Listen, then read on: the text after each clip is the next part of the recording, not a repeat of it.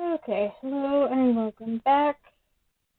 We are finishing up the live stream of the current content for Andromeda 6, which is the second DLC called Star-Crossed Lovers. There we go. Basically, the premise is this takes place during Chapter 2. Well, I guess between Chapter 2 and 3. And basically, it's just a chance to have a little more time with your potential love interest before anything happens.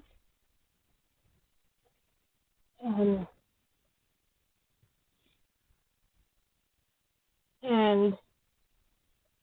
I'm not quite certain, but it seems like it was originally released to coincide with Valentine's Day. I'm not sure how long ago it was. Like Kitalphan with Oppo, if you want this DLC, you have to buy it. The original game is free. The DLCs are how the company pays for producing the game itself. I'm not sure how much it is. When I upload this on YouTube, I will have a link to the page on itch. I don't think it's available on Steam at all. The Tea Time with Oppo one was $5, and I imagine this one is about the same. Yeah, also $5. So it's not expensive because it's not an entire game. It's basically one chapter. And depending on who you go out with, you can get a lot. The only person you don't get to pick from in this is Vex because he hasn't joined the crew at this point. I don't know if they're going to do other DLCs. But since I picked Tony for the live stream, that's what we're doing here. Say then. Oh, I did not specify. I can't write down which race, but it was Kitalphan. I'll write that down super quick.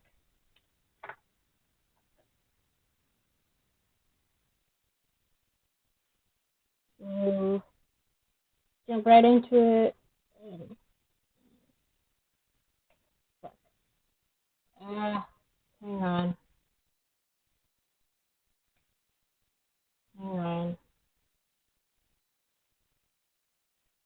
The problem is I have two different versions that I could pick from, and I picked the wrong one.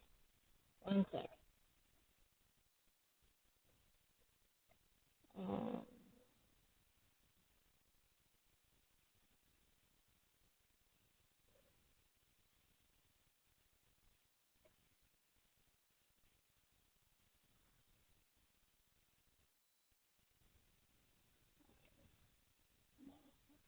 So I think we'll just have to go with it.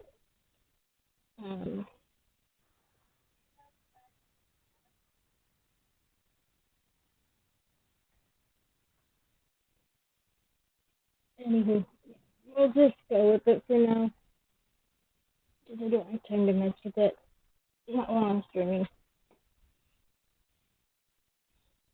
I'm telling you, I did it last time. You're lying. I haven't seen you do it in weeks. I stopped in my tracks, frozen, having stumbled upon an extremely heated argument between Bash and Ayame in the corridor. Bash's attempt at feigning innocence is failing miserably, and Ayame looks nothing short of pissed at whatever they're squabbling about. After having gotten to know them better over the past week or so, I'm certain the topic of their argument could have been anywhere from someone having left a dirty sock on the floor to one of them having cheated in a mecha fight. That's comforting. They haven't noticed me yet, and I consider tiptoeing back to my room to keep it that way, but curiosity gets the better of me. Then maybe you should get your eyes checked, huh? Maybe you should shut that fat mouth and quit lying. Ayame pushes against Dash's chest, and by the twitch of his lips, I can see he's holding back a grin. Somehow that only angers Aya further. I wonder why. Dash looks down at her, towering above the tiny Kitalphan, and I step in between them before she has a chance to murder him where he stands. Whoa, whoa, whoa, what's going on? Aya turns on me, the silvery ends of her hair whipping around her face as she does so. It's Bash's turn to do the laundry, and he's trying to palm it onto me. Again. I'm telling you, you little squirt, I did it last time. Ask Damon. He saw me. Aya scoffs at him and folds her arms over her chest to sound dark and deliberate. Yeah, right. As if I trust anything that comes out of his mouth. Trust issues much? Have you met Damon? Well, Okay, stop fighting. I step between the two of them to break it up, one hand on Bash's chest and the other on Ayame's shoulder to keep them from tearing each other apart. It seems harmless enough for now, but I'm worried things could escalate quickly where these two are involved. Yeah. When they argue, I guess they argue. Why don't you just, I don't know, flip a coin for it or something? Bash thinks for a moment and pats down his pockets, coming up empty, and I just shrugged. Letting out a defeated sigh, I try something else. Rock, paper, scissors, then. I like the way you think, kid. Bash turns back to Aya, the tip of his lips nothing short of cocky. Rock, lizard, robot? You're the only one who thinks that's a real thing. We're going classic. Fine with me. Ready to lose, Pocket Rocket? Bring it on, Tin Man. I smile to myself, feeling a little smug at having come up with an amiable solution, and head back to my room to relax. Yeah, it's even made its way into Dungeons and Dragons as Boulder Parchment Shears. Later that day, that was SpongeBob title cards 5 minutes later, however much time later. A shriek wakes me from the nap I'd been taking, followed by the sound of heavy footsteps going past my door. I bolt upright, listening hard, though the noises disappear as fast as they came, and my heart pounds in my chest, wondering what the hell is going on. When I hit the button to slide open the door of my room with a trembling hand, I peeked my head into the corridor, glancing around. To find nothing there. Letting the door shut behind me, I tiptoed through the corridor as ears strained for the smallest sound, voice, and weeping. A feeling of dread runs its way through my stomach. Something could have happened while I was sleeping. Something bad. Then when I get closer to the deck, I stop, pausing by the door to hear better. Voices are coming from the deck below me, so muffled that I can barely hear them, but they're there, nonetheless. I descend the stairs slowly, carefully, trying to do my best not to give my presence away. Whoever is responsible for this is going to have hell to pay. Let's just take a breath, look at the facts. June's right. Instead of jumping to accusations, let's handle this logically. Or I could bleed it out of him. Damon. All right, fine. No need to give me that look back. The knives are already away. I don't care how, but we're selling this now. Recognizing the voices, I creeped down the steps a little more, at last seeing the crew gathered in a sort of circle within the large space below. There's no one else there. No threat, no danger, nothing except the crew of the Andromeda Six themselves. Relief floods my lungs, releasing the breath I hadn't realized I'd been holding. The hangar doors are open, giving a view of Appo's junkyard behind them all, and the mid-afternoon sun hanging overhead. And then I noticed, finally, what seems to be the cause of the crew's distress. Their uniforms are all pink. From magenta to rose, raspberry to blush, the crew's uniforms have all been turned into a palette of various alarming shades of pink. I can't hold back the bubble of laughter that escapes me, and when they finally notice my presence, the captain is the first one to scowl. Nice to see someone finds this funny. Oh, come on, you all look so pretty. Descending the stairs, I come to a stop in front of them, arms folded over my chest. Damon, I may need to borrow that knife after all. I knew you'd come to your senses eventually. And what a coincidence. I've got two on me right now. Want to take turns or should we flank them? Whichever causes the most pain. How about we return to the problem at hand? I agree. You won't find me cleaning up the mess you two leave behind. Again. Settle down, you two. The captain and second in command narrowed their eyes at the level-headed pair, but surprisingly settled down from their plans to resort to violence. All right, look, we can settle this like civilized people. Bash steps forward, shielding me from the captain's glacial gaze, as well as Damon's undecipherable one. I raise an eyebrow when he steps behind Riona, and it takes me more than a moment to catch on to his plan when I suddenly points a finger at Aya and yells, "It was her!" Oh, Bash. Liar. Riona shrieks as she becomes a human shield between Aya and Bash. They just in time from Aya's pounce as Tilaari grabs the Kitalphan around the waist and drags her back, ignoring her hits of fury. Bash lets out a sigh of relief when it lasts all of 3 seconds before Riona is on him instead, her long fingers locked around his bionic wrist. Sebastian, tell me the truth, right now. I'm telling you, Riot, the knives are a better way to go.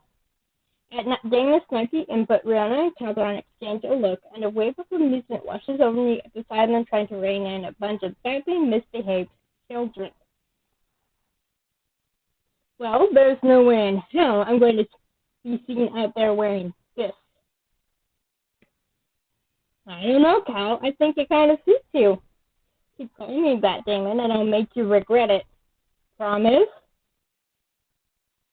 One of these days, you two are probably going to get into an actual fistfight over one of these childish arguments, and I really don't want to get involved in your nonsense. Bold of you to assume your involvement is needed. Can't deny the thought of Damon laying down a fair fight is slim to none. Ouch. That's fair in love and war. Calvin glowers at Damon with murder in his eyes, and June lets out a long sigh. That's when I'd be forced to intervene. Now that wouldn't be fair. Okay, stop. There should be some spare uniforms in the hold. As for these, she gestures to her dress and the pink ombre collar that stains it. There's a dry cleaners in the city. All we need to do is take them there and problem solved. Obviously, Aya should go, since she's the one who caused the problem in the first place. Sebastian, I swear by all the gods, if you say that one more time, I'm going to let you build that water tank just so I can fucking drown you in it. You know what? I agree with Ayame. We've had enough from you already. Bash slams a hand against his chest, an exaggerated display of offense. Uh-oh. His sprite changed color. I don't think that was supposed to happen. Well, someone has to go. Any volunteers? Who would volunteer to do that? Sounds like you want the honor, Damon. Gotta pass on that. It's my day off, the one you so graciously gave me, remember? The scowl on the captain's face grows even deeper, practically dripping from him. I'm not gonna roll the dice for this one, because I volunteer. Might as well get it over with. I can't see any of them willingly giving up their free time to work on something as futile as laundry. It's not like I have anything better to do, and I did agree on pulling my own weight around here. I'll go. I'd like to see more of the city. This will be a good opportunity. The relief that flows through the rest of the crew is almost palpable at my response. Even Damon, who had mumbled something achingly similar to obviously under his breath as they spoke up, seems relieved someone stepped forward. That makes it easier. You're not going on your own. Here we go. Anna mutters under her breath to the side, trying to make herself even smaller at that. Someone needs to go with you. I'll give you the choice as to who. Okay. Do we roll the dice or do I just pick? Let's roll the dice. So, 1, 2, 3, 4, 5, 6. So I have a D6 right here. 5. June. Oh, it's kind of fun. Yes, I've done all of these already. Immediately, my eyes moved to June, the only one who didn't seem to hide at the captain's mention of the task at hand. Guess I'll be the one to escort you then. You don't have to. It's all good. I don't mind helping you out, and it's good to step outside on a nice day like this. Good. We'll make sure to bring back the stained clothes in a few. Calderon nods our way and moves out, the crew slowly following suit behind him to get out of the clothes we need to get clean. Ash and I are still going on at it on the back, whispering to each other furiously as they walk shoulder to shoulder up the stairs, leading back inside. June and I are forced to stifle our laughs when they're both cut short by a withering glare from Rihanna. I should get changed. As much as I don't particularly mind pink, this is still a bit too much. Agreed. But he's so pretty and pink. Really brings out your hair, though. I think the pink is starting to play games with your eyes. June laughed out loud at my response, telling me to wait here and I'll be right back. At that, I'm left on my own, leaning against a stack of crates where I drill my fingers as I wait for him to come back. As time passes, seconds turn into minutes, and I grow more and more impatient. It's only so long that the stark metal walls of the ship can hold my interest. Sounds like ADHD to me. I would be so bored. I would need to have something to occupy myself while I waited. I'm not certain how much time has passed exactly, but eventually it seems like more than what is needed for a simple outfit change.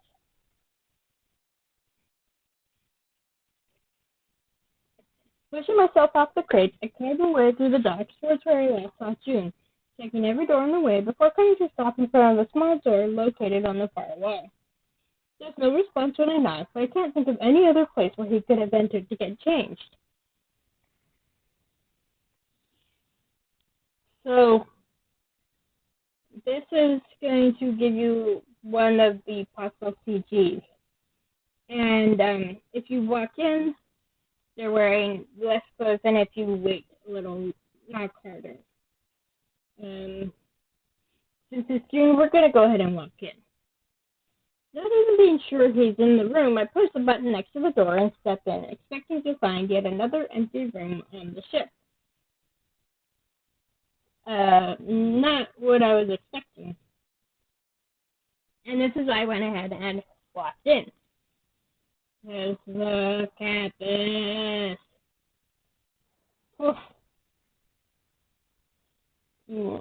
And having played through the game, we can imagine why he has all those scars. What? June doesn't look happy that someone had barged in, but cuts himself short when he notices that it had been me. No wonder, given he's standing in the middle of the crowded room with a shirt half on. Oh, I am so sorry. I knocked, but I thought this room was empty, and my voice trails off when I noticed his chest. It's covered in long, thin scars. They look almost surgically made. How did he even get them all?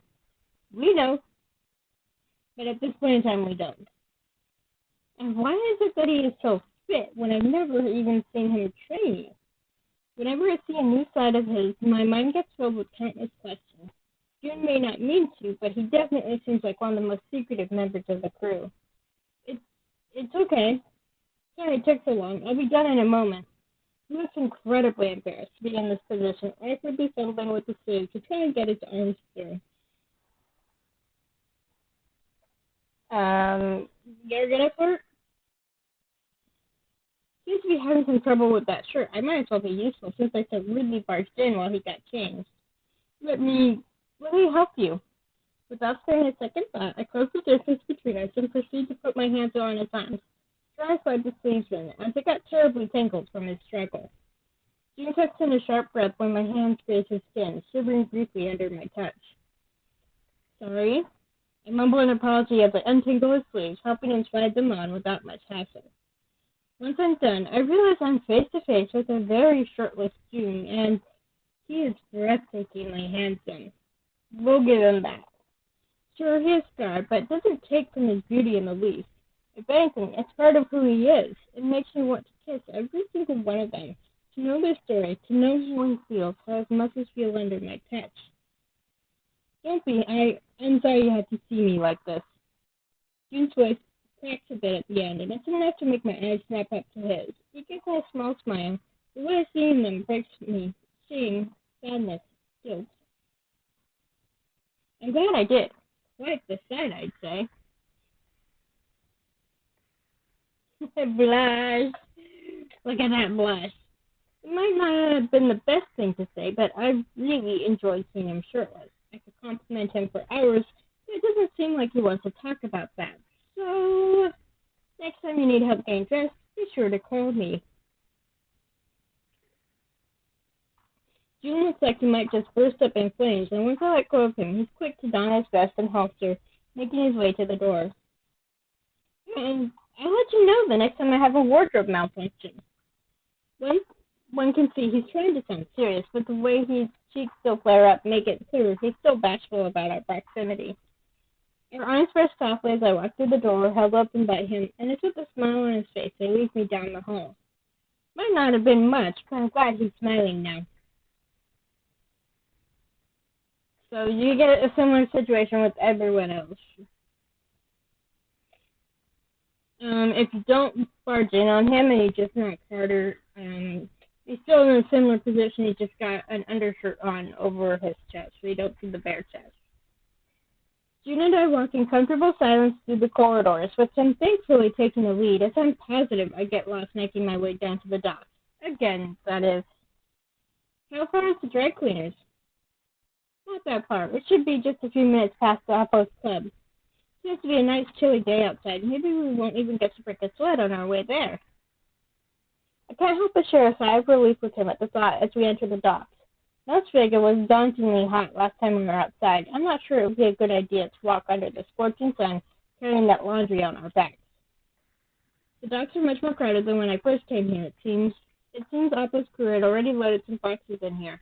I can't help but wonder what they are. Food, medicine, spare parts, weapons. Living like a mercenary still sounds so foreign to me. That June is also a mercenary is even more foreign. June adds his neatly folded dirty laundry in the bag with the others, throws in the pack with a knife that looks as solid as him before picking it up and flinging it across his back.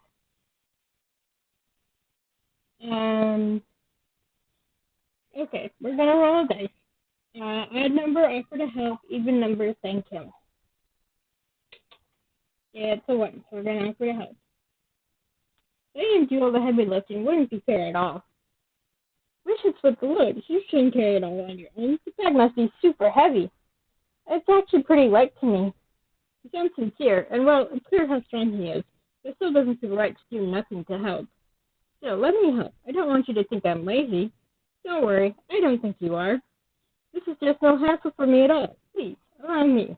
What a gentleman. Lying down on my lips, I slowly relent to him. He doesn't seem to need any help, to be honest. You're helping me by keeping me company on the way. How does that sound? Doing laundry on your own can be quite boring. Okay, I can get behind that. Shooting me an easy smile, June opens the landing door, and we make our way outside. As we make our way into Las Vegas, June makes no movement to show that the weight might be slowing him down. If anything, I'm the one picking up my pace to keep up. That's me all the time. Everyone's taller than me, and everyone walks faster than me, so keeping up is a pain in the butt. The city is awfully packed compared to the last time I was here. Street vendors, food carts, and dozens upon dozens of people take up the streets, making it hard to walk more than a few inches apart from June. Dry flower petals lie scattered over the sidewalk, giving off a subtle floral scent that manages to slightly overpower the dry air. Is this some sort of special day around here, or what? Oh, you don't know? Seeing my denial, June smiles at me and proceeds to give me a brief explanation of what's going on as we make our way through the people on the streets. I had actually forgotten all about it. The celebration starts today. I didn't think we'd still be around here to see it. It's the Festival of Valen. Do you remember anything about it? Can't say I do, in all honesty. It was based on an ancient human tradition in order to celebrate love. He seems to describe it very matter-of-factly, and I'm not sure how he feels about it. Yes, it is absolutely a spoof on Valentine's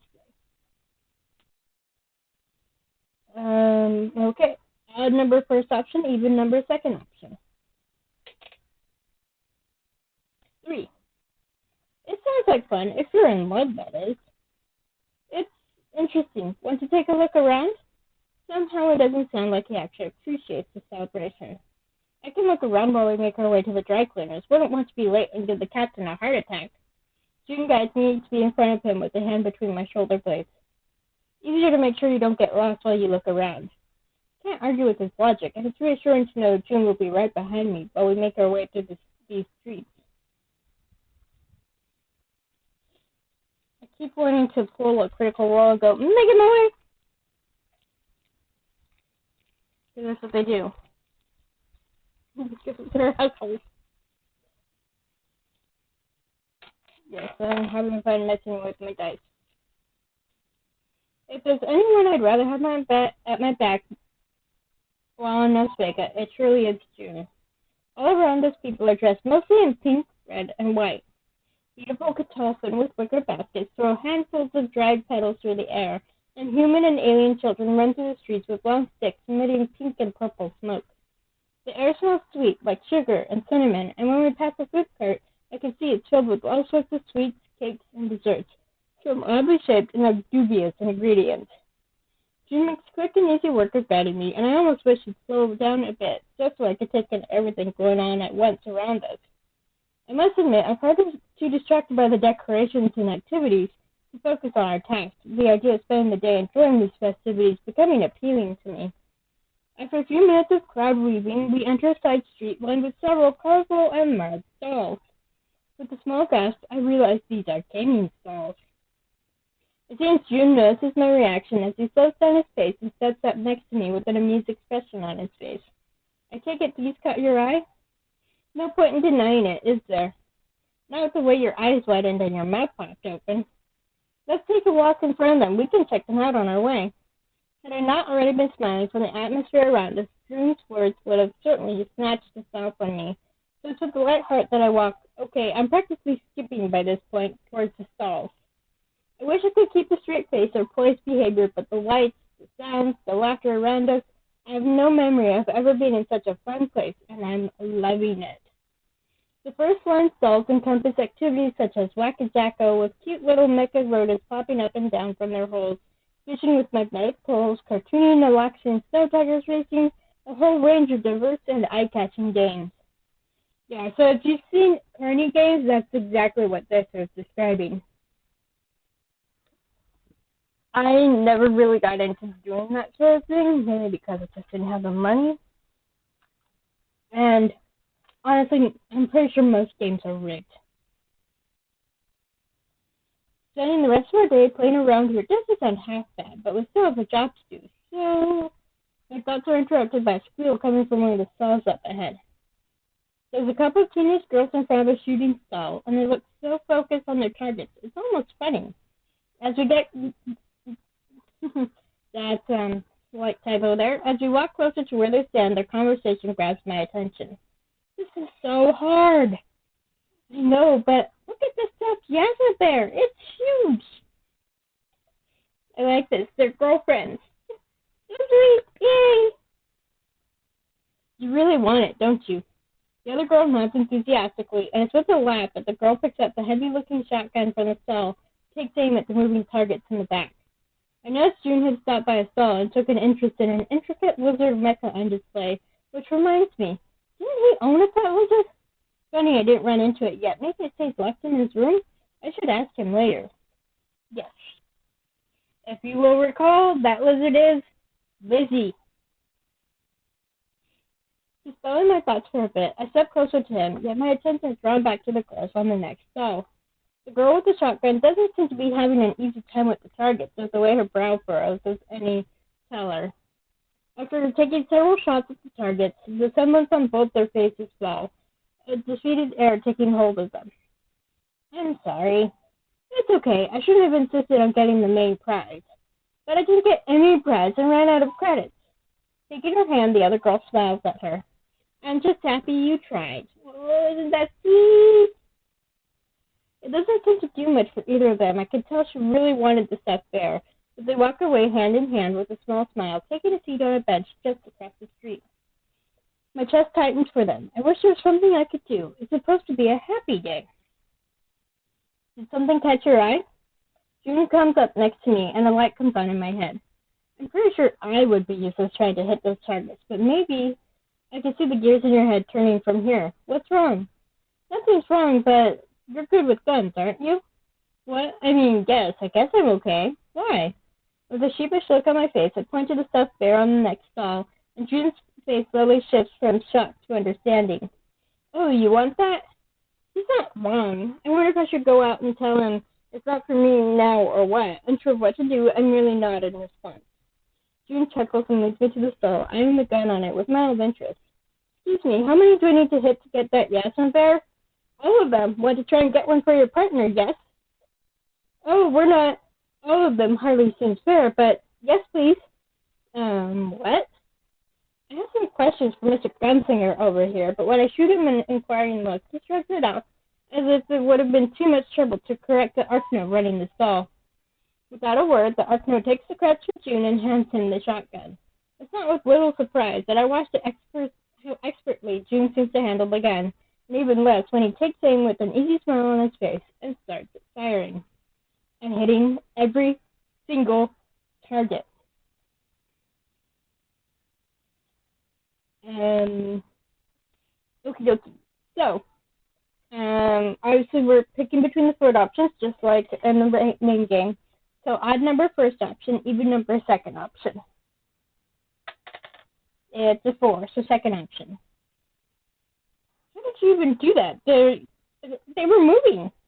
I lean over the counter a bit to take a better look at the targets. All hit perfectly in the center. It's all practice, really. Clearly, you could teach me a lot. Would you be a good student, or would I have to work out some sort of punishment? I hadn't realized how that could come out with the way I was leaning over the stall to get a better look from the targets. June's gaze, ready to king boldly over my bent-over body, brings an unmistakable flare up to my cheeks. It makes it clear he took it that way. And I'm glad he did. The Archno in the stall looks baffled at how easy June makes it seem.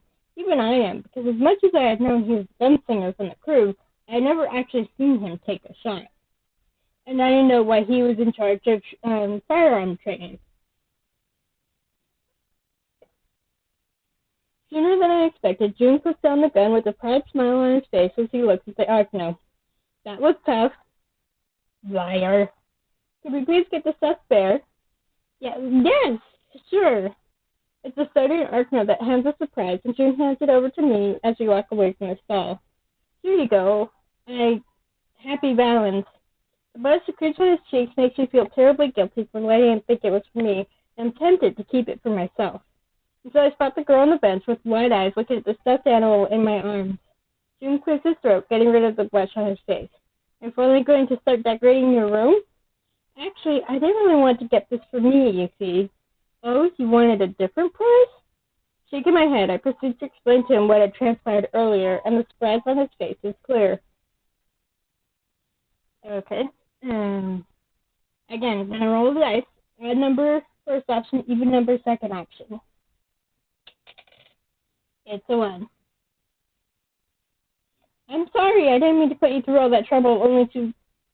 June can't contain his laughter and waves his hand at me in dismissal.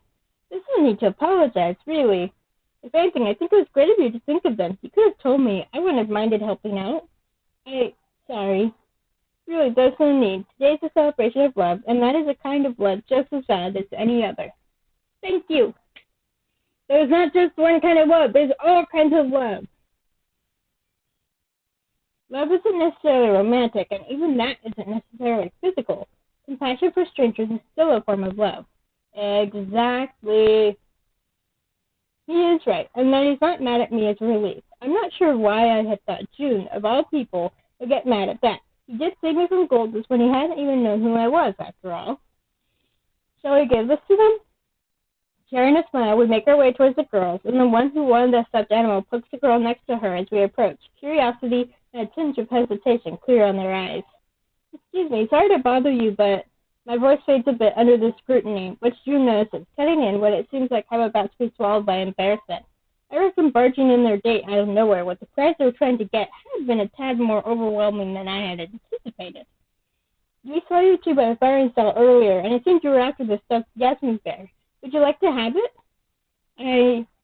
Are you sure? The girl that had taken the shot sounded a bit hesitant, whereas the other's voice went up several octaves at the prospect. Yes, sure. It was an unfair request to ask you to hit all the targets to get it, so we thought we could help, didn't we? As with my shock, I realized he's talking to me, so I swallowed my embarrassment and tried to match his smile when talking to them. Yes, you can think of it as a balance gift, please? Well, I guess if you're okay with it. I am. Oh my, can we really? Thank you. Seeing the huge smile break out on her girlfriend's face, the hesitant girl caved, a shy smile tugging the corners of her lips as well. Thank you very much. Thinking as over and over, the girls took off with the stuffed bear held tight on their arms, and a warm feeling makes its way all over my body. That was very sweet of you. June's validation makes me all the more aware of how big the smile on my face is right now. I didn't do it to be rewarded or be seen as kind. It had just felt like the right thing to do, and I had the feeling June would understand it.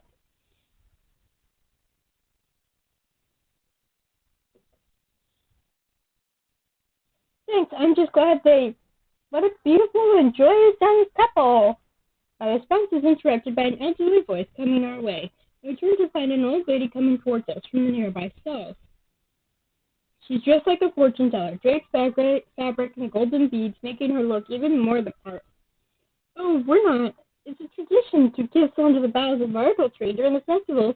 It will bring happiness and fertility to your relationship for as long as your love continues to blossom. I'm not sure how to respond to her, unsure how to react when I notice June is looking up to check the tree we were under. June makes a weird face after inspecting the tree, a furious flush taking over its whole face.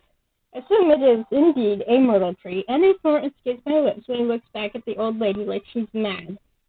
She keeps staring at us, a shameless smile on her wrinkled face.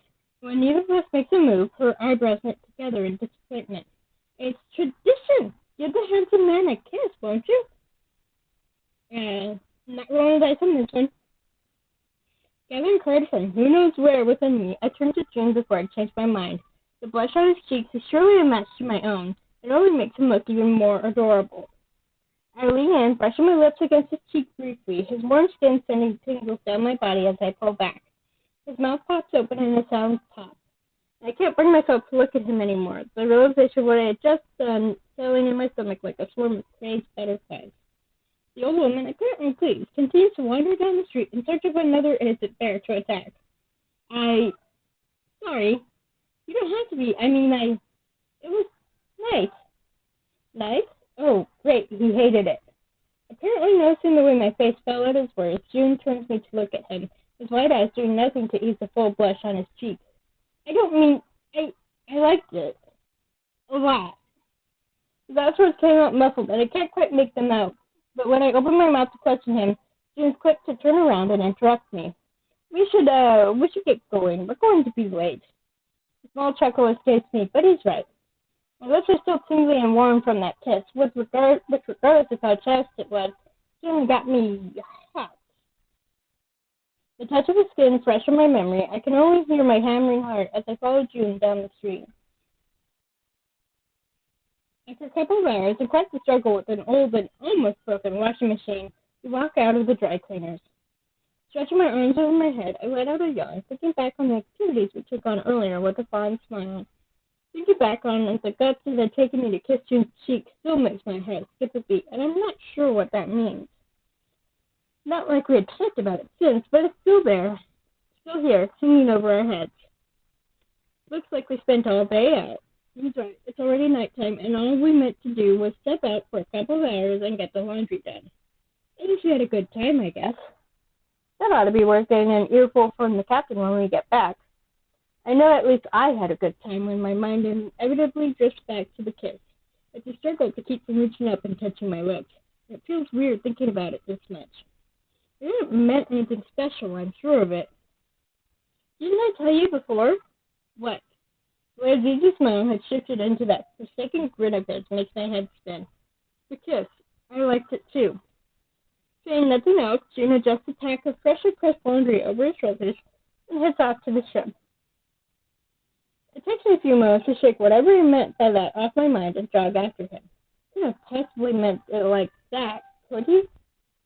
As we head into Opera's junkyard and towards the ship, leaving behind the city lights and the boisterous crowd that's taken over the streets, continuing their celebrations of the Festival of Valen, a few specks of blinking lights catch my eye. I steer towards some pebbles and sand crunching beneath my feet as I veer around the various piles of scrap metal scattered throughout the lot. doesn't take long until I clear the yard, finding myself in an open field with several cacti in full bloom, and the suspects of light are fireflies, bobbing through the air like tiny yellow stars. I wasn't expecting to see their mating ritual while we're here. June walks up next to me, his boots cracking the pebbles beneath them. Is it always during the festival of Valen? I'm not sure. I'm not well versed on animal biology, but it sure would be interesting. A pair of fireflies break from the posse, and make their way towards us, spinning around each other in what I can only assume is a mating dance. The lights coming from them flicker like stars, so bright and fleeting. Obviously, we're going to pick the third option. Words fail me as I watch them, flickering lights and coordinated, delicate movements. Beautiful. Yes, it is. June's body heat comes off of him in waves next to me, sending chills down my spine. And when I turn this to find him much closer than I expected. June looks dazzling. The firefly's light bounces off his face, enhancing every angle of his face, making his gray eyes shine like stars. I can very easily see myself getting lost in. My mouth goes dry as the memory of the kiss I gave him earlier shoves its way to the forefront of my mind. The feeling of his skin against my lips making my cheeks tingle. I think the background should be different by now. I wonder if that moment meant anything for him. If he paid it any mind afterwards. June is such a huge mystery. I only wish there was a manual I could download and read to better understand how his mind works. Are you okay? I'm just wondering. I am too. What about? Same as you, probably. My breath comes out in a huff, and I can't turn my eyes from June's lips as he slightly runs his tongue over them. His lips look so soft and warm. When my eyes snap back to his, it's to find those gentle gray eyes darkened by desire, and I wonder if the emotions in them had matched the ones in mine. You shouldn't look at me like that, Tony. Why? Because I might just... June's fingers run up my bare arm, leaving a burning trail on their path, and I soon find myself leaning in, like two magnets drawn to each other. My thoughts are interrupted by the loud whooshing sound of the ship's landing doors opening, and we both immediately pull back, with fierce matching blushes, staring straight into the firefly posse. We should go back inside. Calvin must be worried. Yes, it's late. June barely lets out a breath while saying that, swiftly turning on his heels and rushing towards the ship. I can't process what had just happened, what had almost just happened. Surely a side effect of the atmosphere of the fireflies. Shaking off the feelings threatening to burst in me, I moved to leave the scene and join him back on the ship. Looking up to the starry sky and Terranium's moons, I'm certain the captain won't spare us a lecture for being late, but it'll be worth it. It was a fun day. I'm glad I got to enjoy the Festival of Valen with June. Ta-da!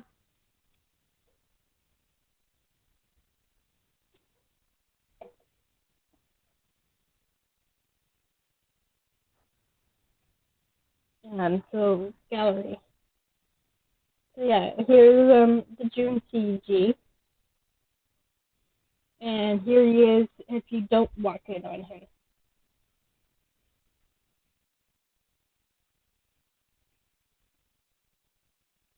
So, let's go ahead and do another one, because she's kind of short. So we're still going to do Tony.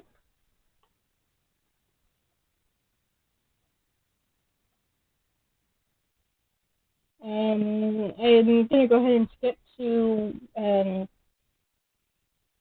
choosing your partner in crime, so to speak, since they've been through all this.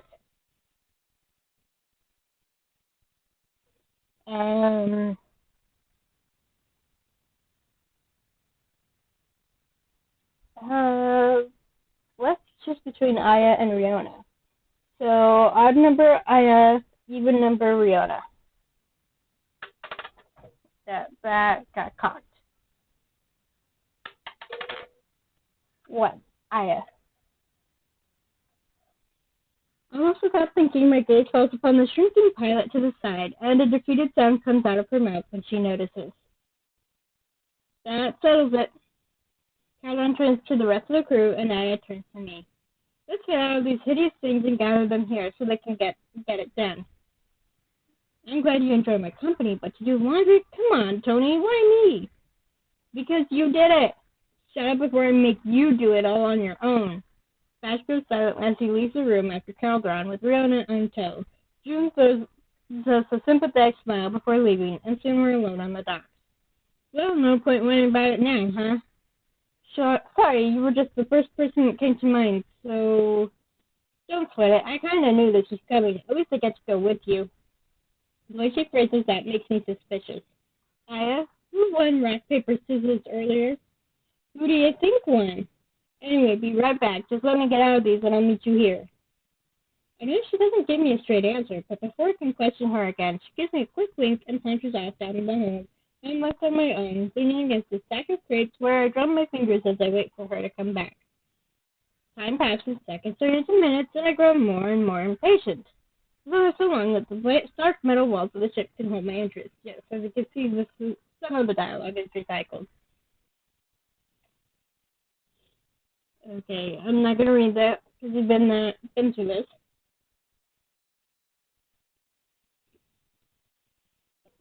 Pushing myself off the crates, I carve away through the docks towards where I last saw Anna, checking every door on the way before coming to a stop in front of a small door located on the far wall.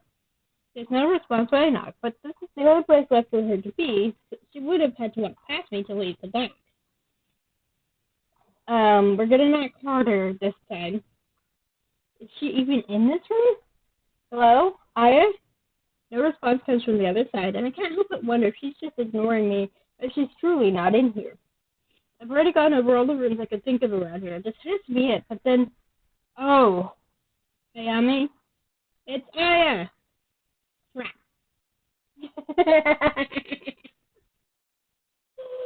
That's one way.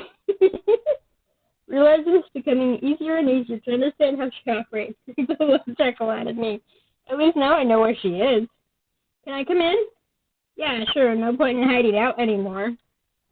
A muffled sound follows her words as I push the button next to the door. I can only assume she's cursing at herself for being unable to sneak her way out of our mission.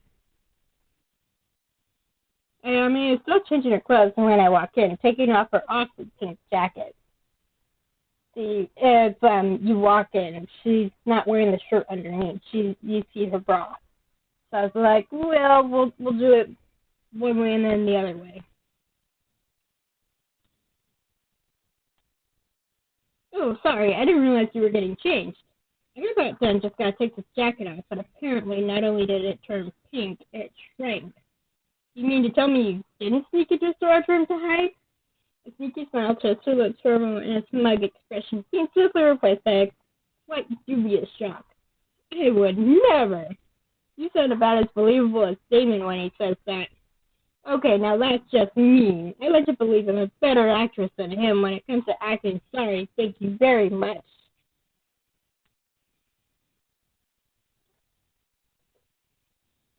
Not with that smug smile on your face. Choking on a laugh, she finally succeeds in taking off her jacket, tossing it aside to quickly slip on a clean, unblemished one.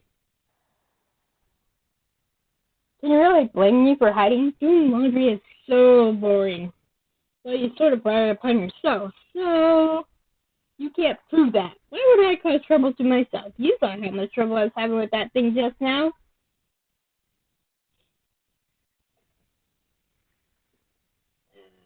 Okay.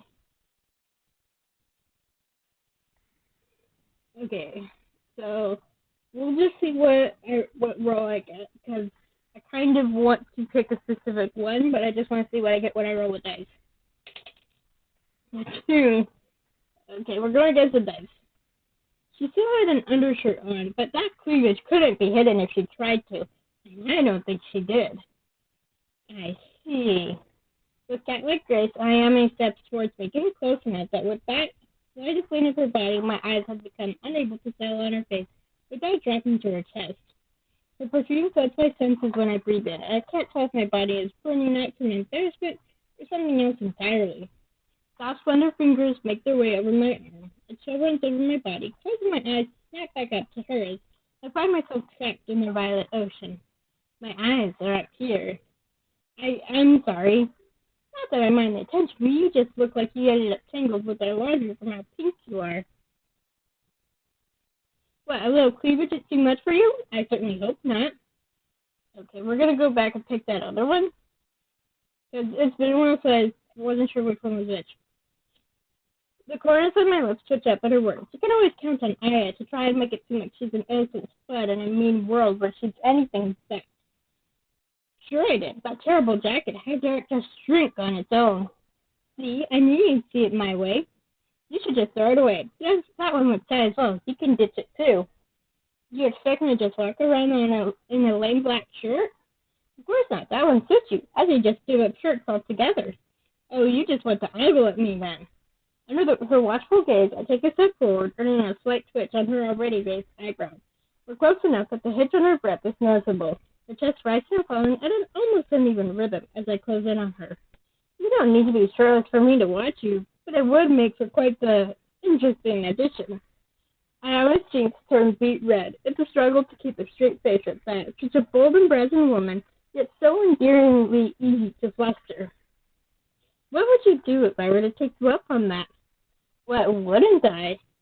The serious facade cracks at that, a breathy laugh escaping her plump lips and making my own heart skip a beat. It truly is your personal mission to fluster me at every given chance, huh? Can you blame me? You look much too adorable in pink, and you did ditch the pink outfit, so... Ayami scoffs while pushing me softly, desperately shooting her gaze around the room, trying to fight the blush on her face. Yet her hand lingers on my shoulder a moment too long to make it seem like she's truly unhappy at me. I shouldn't tease her so much. We do have a job to do, and I'm not sure how much more I could take of this either, so I take a step back, not missing the way her eyes started longingly at me as I did. I can talk, really.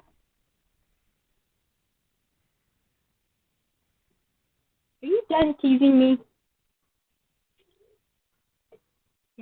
I miss words. Are you done teasing me now? Throwing her one of the winks she so often throws my way, I pick up her laundry and open the door behind me. With soft remnants of the sugary blush on her cheeks still there, Naomi pokes her tongue out at me as she steps through the door and picks up the laundry from my hands. The perfume still lingering in the air around us, I let the door slide close and follow her down the hall.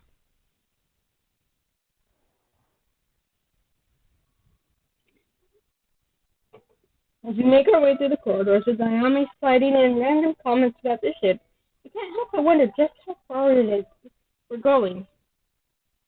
Is the director very far from here? Not really. A couple of blocks away from Office Club, I think. Can't really say I've been there much before, but I'm pretty good with directions, so we'll be good.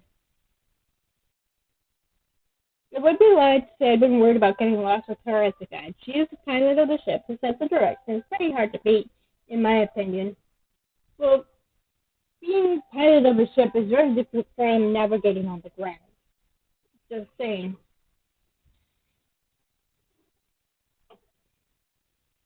The docks are much more crowded than when I first came here. Yeah. That's where living like a mercenary. No, the more I know Miami, the more I feel being a mercenary isn't something necessarily bad if you have a good head on your shoulders. Or so I hope. I had dumped her laundry in a bag with the others, not bothering to fold it before tying up the pack with a professional-looking knot. Yeah. You can see there are two packs by her feet, so I fair if we split the load, so I put out my hand toward her passing one of them. Give me one of these. We should share the load. Okie dokie. With unexpected ease, Ayami throws me a pack and slings the other over her shoulder. It's not too heavy, so I follow suit and put it over my own shoulder. We should be fine to carry these to and from the dry clearance if it's truly not that far away. All set? I nod and Aya quickly opens the landing door next to us, letting us make our way outside.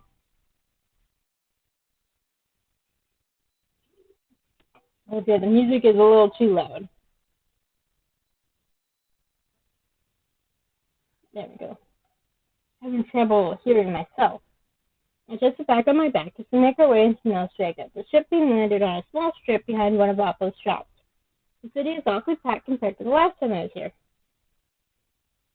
Okay, yeah, that's familiar. That's fair. That's familiar too. I'm not sure. Oh, there is. It totally slipped my mind. It's the Festival of Garland. What's the festival about? It comes from some ancient human tradition. It's the day love is celebrated. Her response is quite animated, but I'm not sure if she's excited about the perspective of celebrating love or by the festival activities themselves. You know what? I'm not going to bother rolling a dice.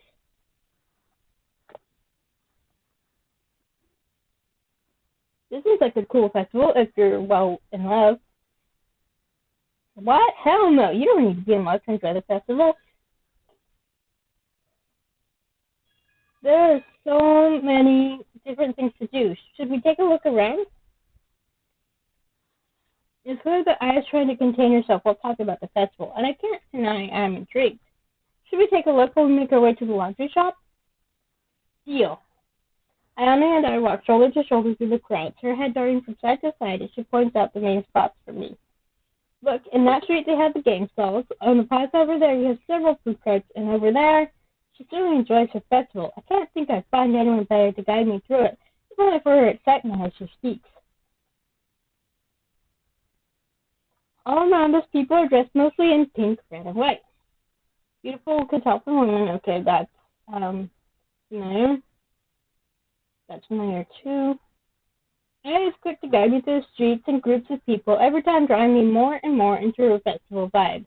I must admit, I'm far too distracted by the decorations and activities to focus on our task. The idea of spending the day enjoying these festivities appealing all that much more to me. Soon we reach a wide plaza, and a distinctive change on the noise around us catches my attention. There's a loud and unclear sound of people talking and laughing around us. A joyous symphony surrounds this place.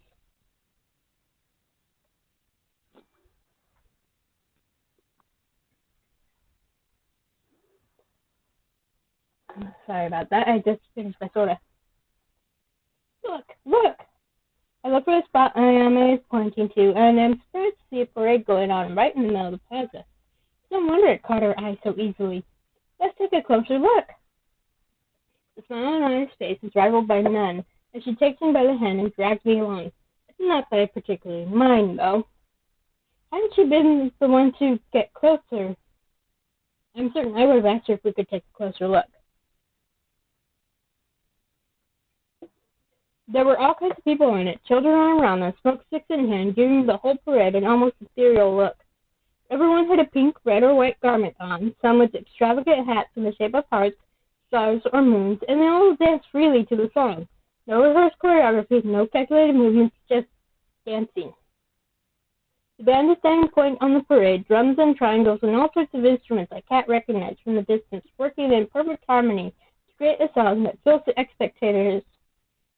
I think this should be spectators, not spectators, with a warm feeling of joy. I can't speak for the others, but I can for myself, and this is probably the happiest I've been in a while. I enjoy my time with the crew, the antics I puts up, but this feels so wholesome. Turning to the side, I see Ayame practically bouncing on her feet as we watch the parade.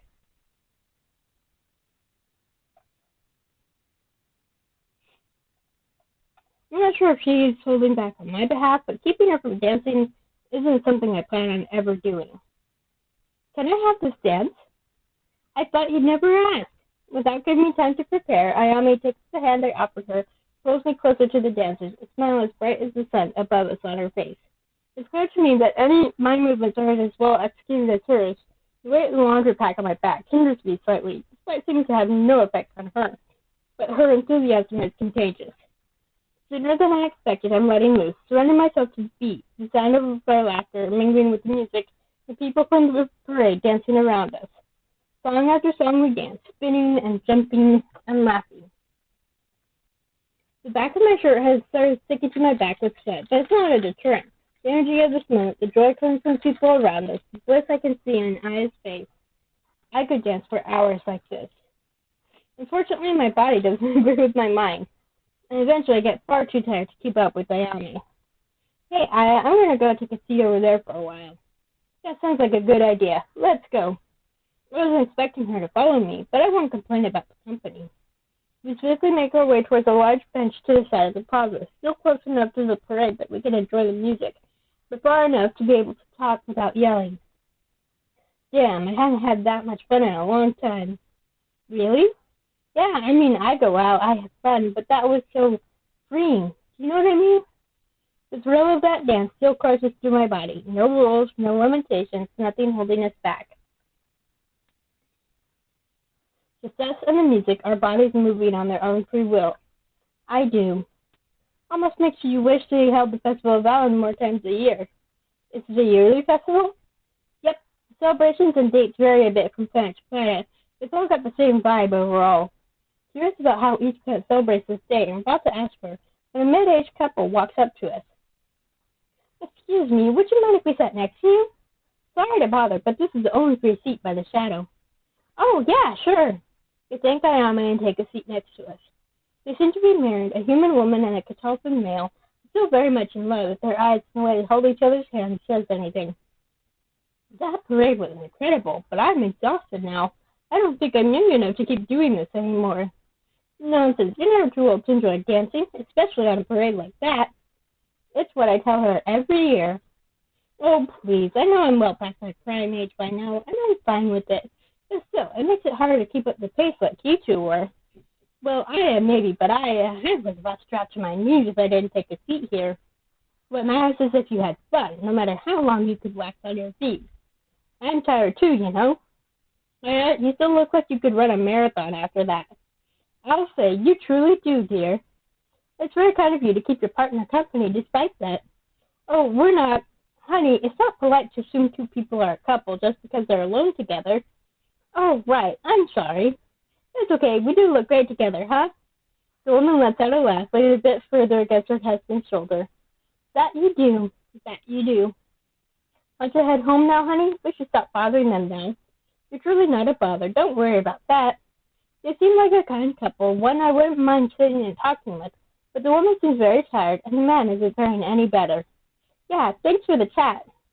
No, thank you for putting up with this seasoned couple. Hope you get to enjoy the rest of your festival. Waving goodbye at us, the couple fades in the crowd as they leave the plaza. They were nice. Yeah, they were. Ami's voice sounds forlorn, and the smile on her face fades for the first time on this whole day. My chest tightens at her expression. The ease with which her smile faded worries me. What's wrong? Nothing, it's just, well, that's what love is all about, isn't it? Romantic love, I mean. That partnership, that devotion. Don't you ever wonder if you'll find it someday? That one true love that just sweeps you off your feet? I honestly wasn't expecting Ayame to shoot me such a hard question. She had been laughing and dancing all day with me, and now, out of the blue, she's not. I think everyone wonders about that sometimes. But it's not something we can know for sure until it happens. So there isn't really a point in worrying about it, isn't it? I don't know. I know that, but do you ever wonder if you deserve it? Ayame. The beautiful name got her attention.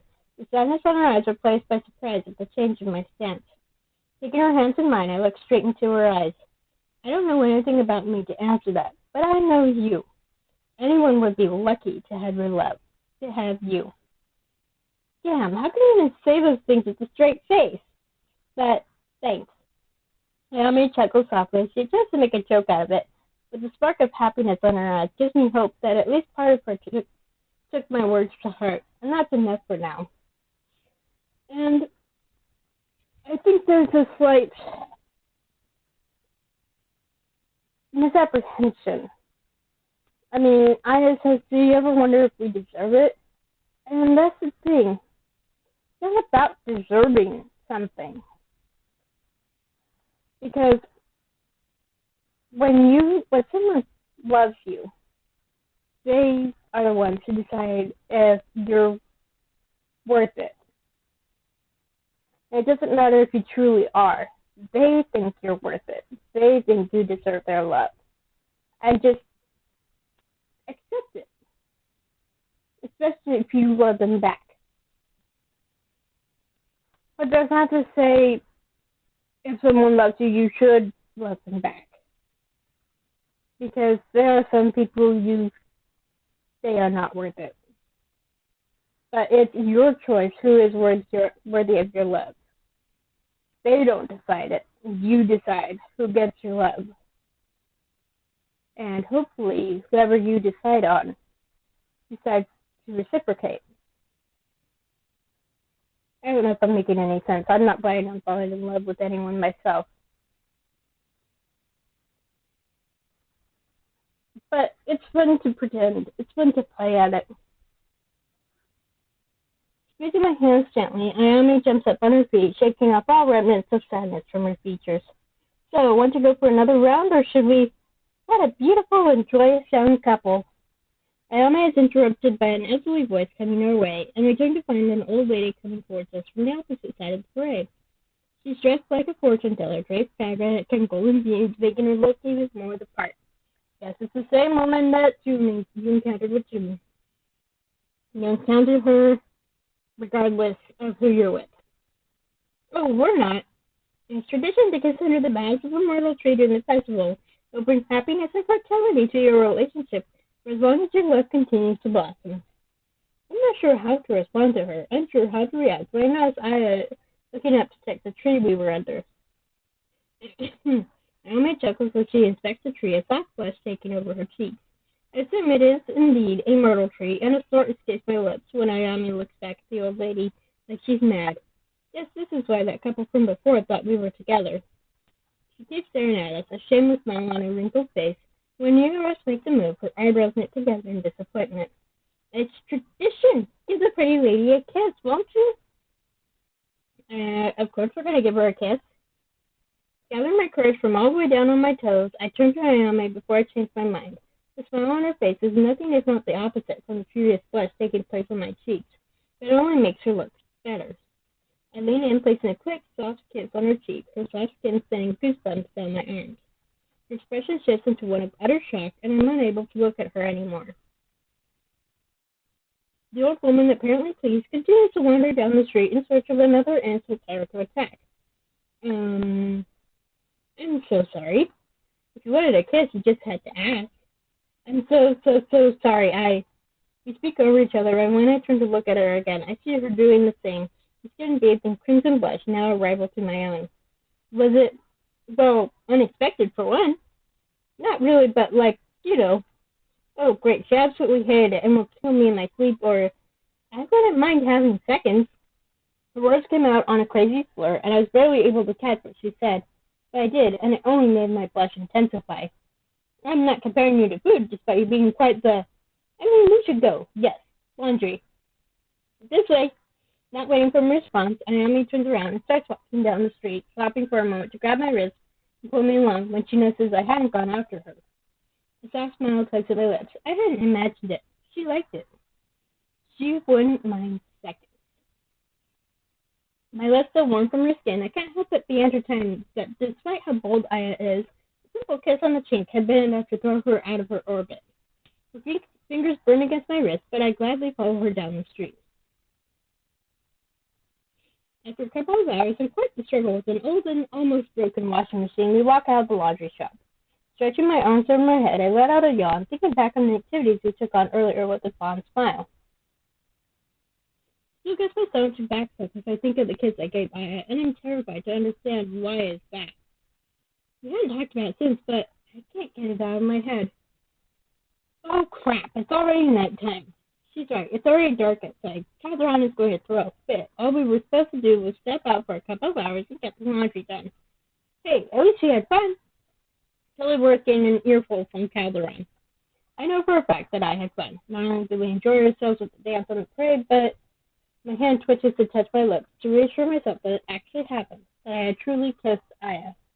I must look like an idiot thinking about that kiss so much. It was just a chaste kiss on the cheek, most likely didn't even mean anything to Ayami. Ha! Hey! My eyes stop to hers, and the look in them makes my mouth dry. Don't worry your pretty little head. I had fun as well. Shooting a wink at me, Ayame fixes the pack on her back and heads off to the ship. My stomach does yet another backflip as I make my way after her. I felt kind of Jimmy's there, honestly. Would she mean that she enjoyed it as much as I did? As we headed to Oppo's junkyard towards the ship, leaving behind the city lights and the boisterous crowd that had taken over the streets, continuing their celebrations for the Festival of Valen, a few specks of blinking light catch my eye. I steer towards them, pebbles of sand crunching beneath my feet, as I veer around the various piles of scrap metal scattered throughout the lot.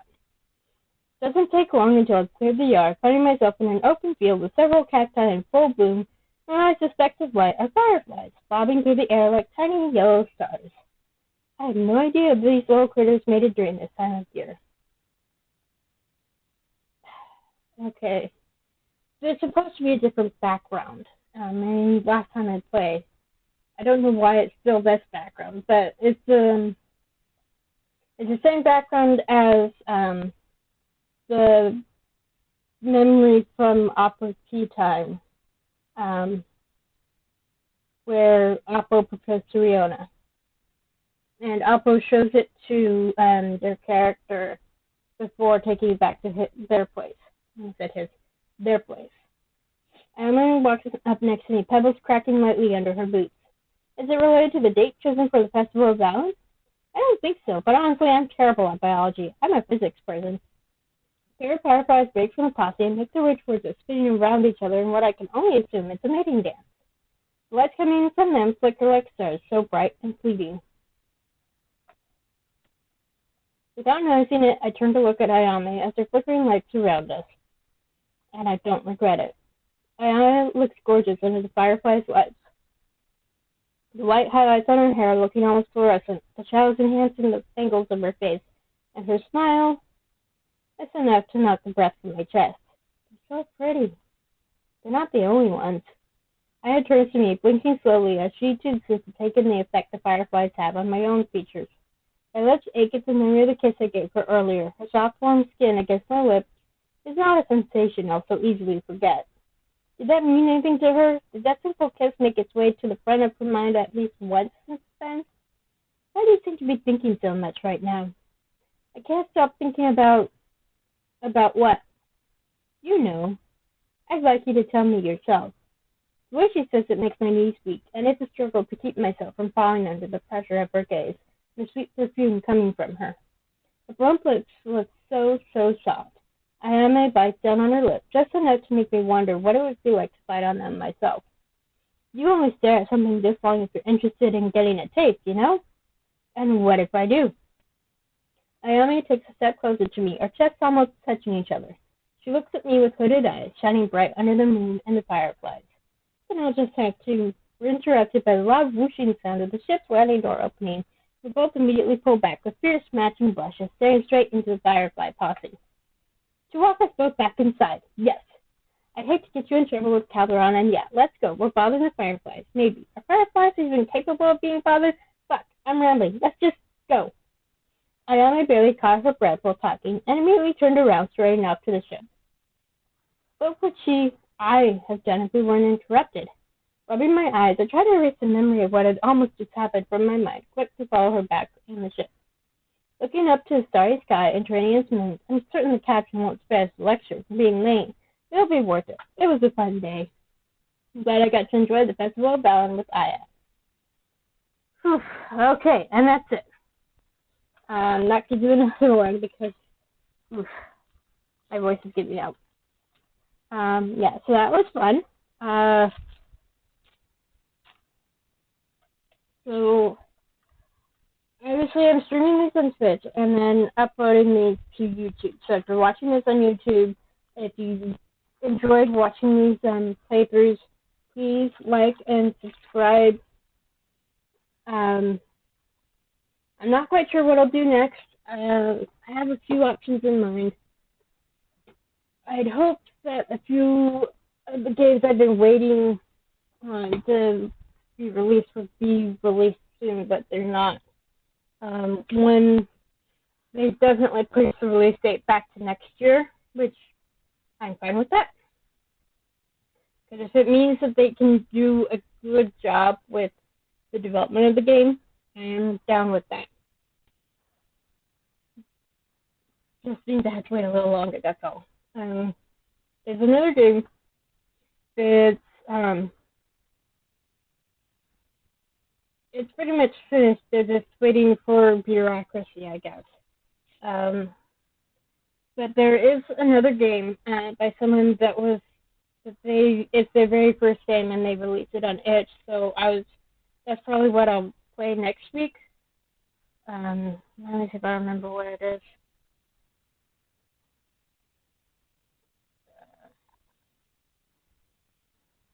It's called Travelers in Tales.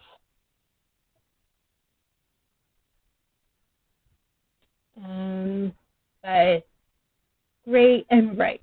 That's the username on itch. So that's probably what I'll do next week.